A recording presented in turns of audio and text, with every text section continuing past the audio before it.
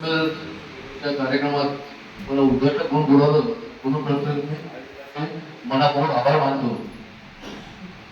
माझं बोलणं हिंदीत आहे, साहित्य हिंदीत आहे, परंतु आपल्या अंगात मी मराठी बोलण्याचा प्रयत्न करतो. थोडं सांभाळून घेतो मी, कारण मला मराठीची गोडी लागली ती लिहिल्यामुळेच लागली होती. त्यांनी मराठी उपन्यास करता मला जज म्हणून नियुक्त केलं होतं आणि त्याच वेळेस जवळपास मी 20 मराठी उपन्यास वाचल्या, त्याचा क्रमांक दिला. ते वाचता वाचता मला अजून त्या साहित्यात रस आला आणि नंतर मी मराठी बरंचसं लिहायला आणि बोलायला लागून बरेचसे मराठी संमेलनामध्ये मी गेलो सुद्धा. त्यामुळे मराठीचं माझ्या मनात आधीपासून माझं शिक्षण सुद्धा आमचं म्हणजे मराठी भाषा होतीच आम्हाला, परंतु आमच्या घरची भाषा हिंदी असल्यामुळे हिंदी बोलतो. तर मी सर्वप्रथम या मंचचा आभार मानतो की त्यांनी मला मराठीचं माझं नातं द्यायचं अजून घट्ट करून दिलं, म्हणून मी प्रज्ञा मंचाचा विशेष आभारी आहे. प्रज्ञा बहुउद्देशीय संस्था झाला आहे की या संमेलनामध्ये आज ऐतिहासिक संभाजीनगरमध्ये जे आयोजन केलं त्याच्या संमेलनाचे जे संमेलनाध्यक्ष आहे आणि आमच्या सर्वांचे प्रेरणास्थान आहे मकरजी घाणेकर सर, आणि मराठी भाषेच्या उंची वाढवण्याकरता आज त्यांनी हे कुशल आयोजन घडून आणलं आणि त्यांच्यासमोर डॉक्टर शैलेंद्र भंडके सर आणि त्यांच्या टीम, नंतर स्वागताध्यक्ष जो आज आले नाही आपले राजेश सरकडे, त्यांचा मला खूप जवळचा साहित्यामध्ये संबंध आलेला आहे. आणि ज्या गझल मुशायराचे जे अध्यक्ष आहेत त्यांचं शब्दावर खूप मोठी प्रभुत्व आहे असे श्री शरदजी पाटील साहेब, आणि आपल्या साहित्यातून सर्वांची जेव्हा नेहमीचे हुदे जिंकतात असे अनिल कुमार कोकणी सर, आणि जे प्रमुख उपस्थितीमध्ये ते इथं आज या संमेलनामध्ये आलेले आहेत आणि ज्यांनी मराठी साहित्याचे वारंवार आपल्या साहित्याच्या माध्यमातून जतन केलेले आहेत असे जे हबीबजी भंडारे सर, बबनजी चौगुले, डॉक्टर चंदाजी लोखंडे, अंबादाजी ठाकूर आणि दत्तात्रयजी ठुबे सर, या सर्वांनी मराठी भाषेची उंची वाढवण्यासाठी कित्येक वर्षापासून मागे प्रयत्न करीत आहेत. आणि या संमेलनाच्या माध्यमातून आपण सुद्धा इथं सहभाग घेऊन या मराठी मायबोलीसाठी जे काही हातभार लावत आहे या सर्वांचा जो आज याच्यामुळे मराठी भाषेचा आज वारंवार जागर होत आहे, याकरता या सर्वांच्या करता आपले जे प्रेरणास्थान आहेत त्या लीना देगलूकर यांचा फार मोठा सिंहाचा वाटा आहे. कारण आपल्या त्या तुम्हाला माहिती आहे आपल्या आंतरिक शक्तीच्या जोरावर त्यांनी महाराष्ट्रातील कित्येक सर्व साहित्यिकांना वारंवार या माध्यमातून मंच उपलब्ध करून दिला. बरेच लोक साहित्यिक असतात, आपल्या लेखन काम करतात, परंतु त्यांना मंच उपलब्ध होत नाही, आणि जोपर्यंत तुम्हाला मंच आणि मीडिया उपलब्ध होते तोपर्यंत तुमचं साहित्य ते लोकांपर्यंत पोहोचू शकत नाही.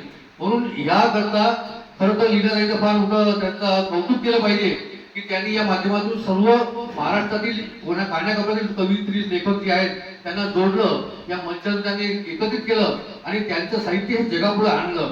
हे फार मोठी गोष्ट आहे.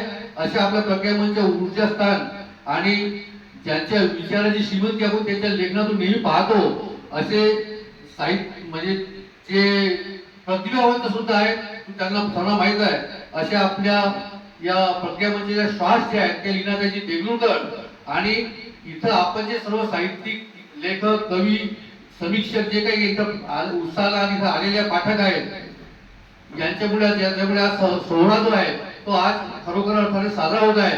अशा सर्वांना माझा मानाचा मी पूजा करतो पहिले, आणि माझं भाग्य समजतो की मला या मराठी साहित्याच्या या वारीचं पायी होण्याचं भाग्य जे आहे ते आपल्यामुळे मला मिळालं. त्यामुळे खरंच मी सगळ्या मंचाचं ऋणी राहील.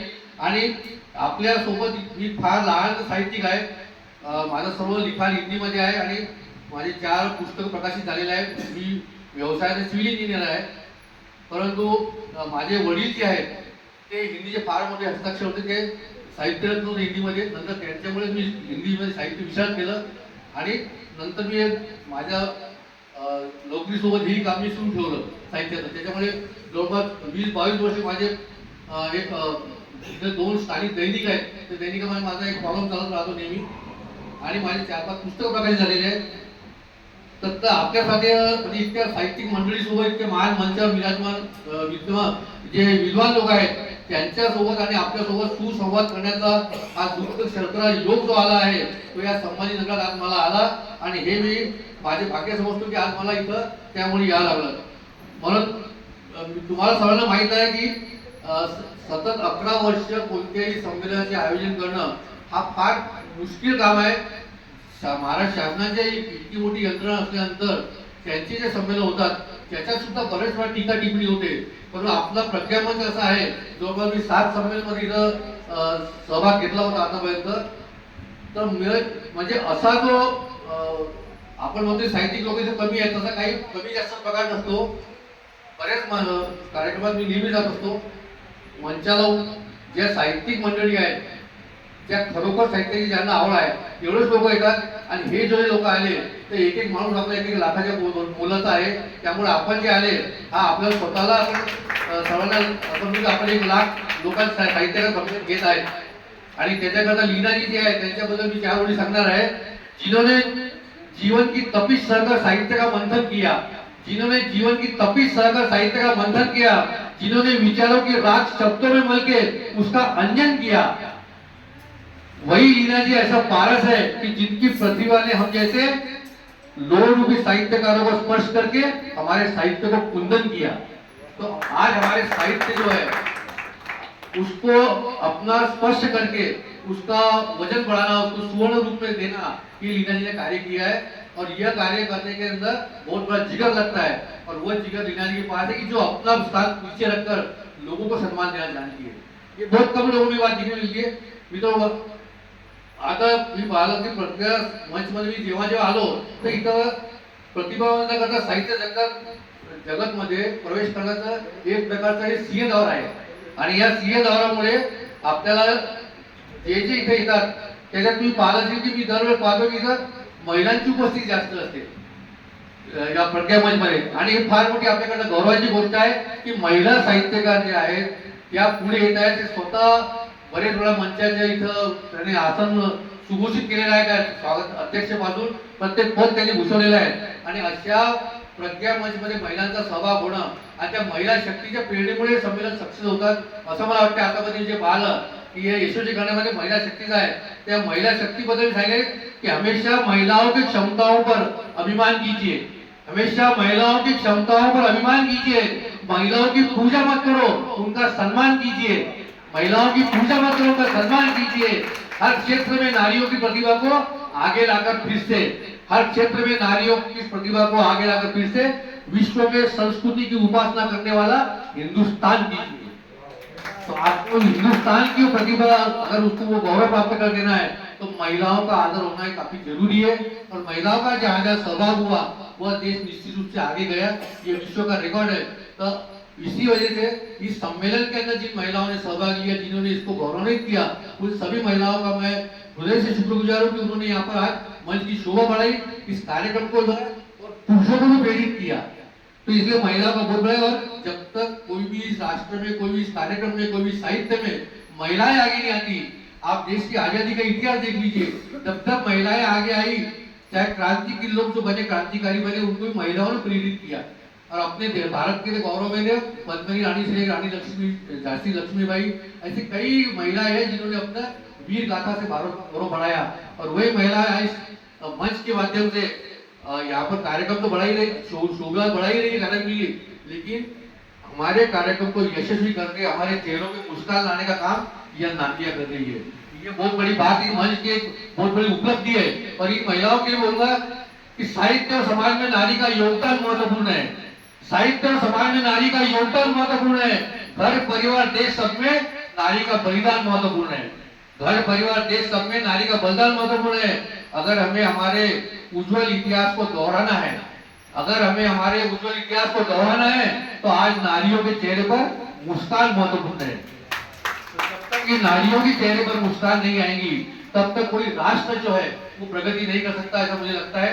ये तो आप लोगों के यहाँ पर आपको सब मालूम होगा, लेकिन मैं आपको दुनिया के अंदर जितनी भाषाएं आज बोली जाती है उन भाषाओं के अंदर 10 भाषा जो है प्रथम क्रमांक की, उसमें मराठी का नाम लिया जाता है. सर आपने बताया मराठी राष्ट्रभाषा का, मराठी सम्मान मिला भाषा का, मराठी राजभाषा का सम्मान मिलने के लिए उस भाषा का 700-800 साल पुराना संस्कृति उसकी होनी चाहिए, उसका साहित्य उतना पुराना होना चाहिए. और उसके ऐसे पुरावे देने में अभी तक लोगों ने आंदोलन बहुत किए, लेकिन पुरावे देने के अंदर लोग टिके नहीं. अभी कुछ साहित्यिकों ने 2-4 साल से उसका जो गवर्नमेंट के ग्राउंड में बैठते हैं उसको बेस होना वह देखे आपको जाके दर्जा मिला. तो यह साहित्य का इतिहास बहुत जरूरी है. और मराठी साहित्य जो है ये दुनिया के अंदर सबसे जूना साहित्य है। आपको शायद मुक्ताबाई का नाम मालूम है। मुक्ताबाई ने उस वक्त मराठी भाषा में लिखा था जब विश्व में कोई महिला कोई महिला कवित्री आती ही नहीं थी। विश्व में महिलाओं को जब लिखने का सम्मान नहीं था, उस जमाने में 700 साल पहले मुक्ताबाई ने लिखा है। तो पहले महिला का गौरव भी मराठी भाषा को मिला है, जिसमें महिला लेखिका, महिला कवित्री आगे है। और आपको शायद पता नहीं होगा कि हिंदी बोलू मराठी बोलू मग, पण मला ते थोडंसं परत मध्ये हिंदी येत होतो, तर तसं काय मराठी बोलण्याचा प्रयत्न करतो। पण आपल्याला माहित आहे की आपले जेवढे संत झाले, संत परंपरा 700 वर्ष जुनी आहे आणि संत परंपरेमध्ये किती मोठे संत होऊन गेले। ज्ञानेश्वर, तुकाराम, एकनाथ, गाडगेबाबांपर्यंत जे आहेत, नामदेव महाराज, या संतांनी कितीतरी पोवाडे, प्रवचन, भारूड, कथा, कीर्तन यांच्या माध्यमातून कितीतरी पूर्ण महाराष्ट्र पिंजून काढला। नामदेव महाराज तर पंजाबमध्ये सुद्धा त्यांच्या गुरु ग्रंथ साहिब त्यांच्या ओळी आहेत। एकमेव असे गुरु ग्रंथ साहिब मध्ये आपले कवी आहेत की ज्यांच्या ओळी त्यांच्या ग्रंथ साहिब मध्ये समावेश केल्या आणि त्याच्यात महाराष्ट्राचे नामदेव महाराजांचं नाव आहे। ही फार मोठी गोष्ट आपल्याला अभिमानाची आपल्याला आहे। तर असे या साहित्यिक आपल्या परंपरा, आपल्याला आपला वारसा जो आहे तो कितीतरी लोकांकडून आपल्याला मिळालेला आहे आणि मराठी भाषा सुजलाम सुफलाम ज्या केली, असे अनेक रत्न आपल्याला महाराष्ट्राने दिलेले आहेत। या मराठी भाषेने असे रत्न दिले की ज्यांचं हिंदीवर प्रभुत्व आहे। तर आपल्याला माहिती आहे हिंदीमध्ये चांगली हिंदी लिहिणारे साहित्यिक आहेत, त्याच्यात भरपूर लोक मराठी आहेत। त्यामुळे मी म्हणतो साहित्याला भाषेचं बंधन मानू नये। कोणतंही साहित्य असलं, बरेचसे साहित्य इंग्रजी साहित्य आपण ट्रान्सलेशन करतो आणि मग इथं वाचतो, त्याचं कौतुक करतो।